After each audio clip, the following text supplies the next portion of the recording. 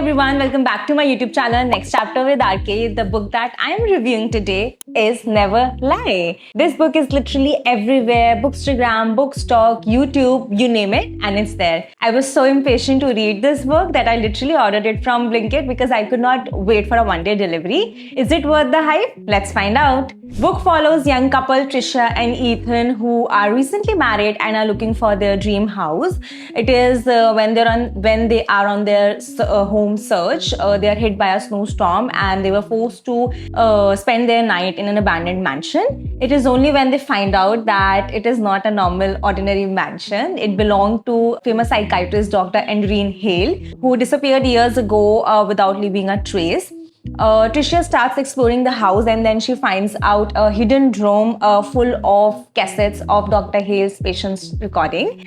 She starts listening to these transcripts, and I actually started wondering if her patients are behind her disappearance, because each cassette and each interview has a different revelation that you cannot believe. Another thing that I like about this book is that there are two storylines running parallelly. One is the present day, wherein Tricia is exploring the house, she's listening to these transcripts, and then she's making her own theories. And the other story is when Dr. Hale is actively working with her patients and actually recording all of her conversations with them.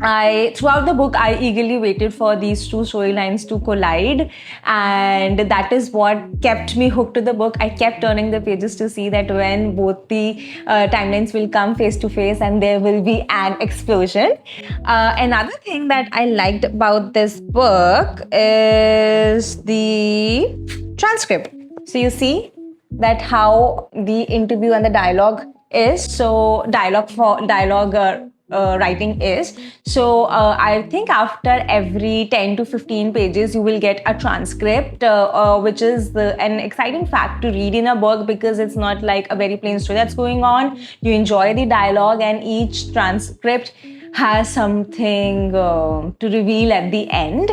The best part about the book is definitely its ending. It is a bomb ending, you guys. You have to trust me. Like each interview and then each conversation made a different revelation, and by the end I actually stopped predicting, because whatever I believed was proved to be wrong. There is no random stuff in the book. Every conversation, every therapy has a role to play at the end. It is when the two stories starts colliding and all the pieces of the puzzle starts coming together is when it is extremely satisfying. The only issue I have with the book is the pace of the story. So Frida has this book is overall like 200 pages, and Frida has taken first 200 pages just to build the story, to introduce the characters, so you will not feel a major kick or a butterfly in your stomach while reading it. It is only at the last 100 pages that everything exciting happens. You will not be able to put the book down in the last 100 pages, but the first 200 pages are a little boring. If you are someone who enjoys a slow-paced thriller where each and every clue has an importance and adds to the final story, this book is definitely for you. And one more interesting thing about the book, I have read Frida McFadden's other books and I end up having a favorite character. But in this book, everyone is morally flawed. Like, everyone has done something wrong in the past, and it's not like a little mistake that they have done. It is brutally illegal that they have done in the past. So at the end, you will not end up having a favorite character, because like whatever everyone has done, they have paid for it. So yeah, it is what it is.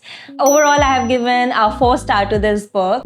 The next Frida McFadden book that I'm planning to review is The Tenant. I have heard that it's the most underrated book in her collection.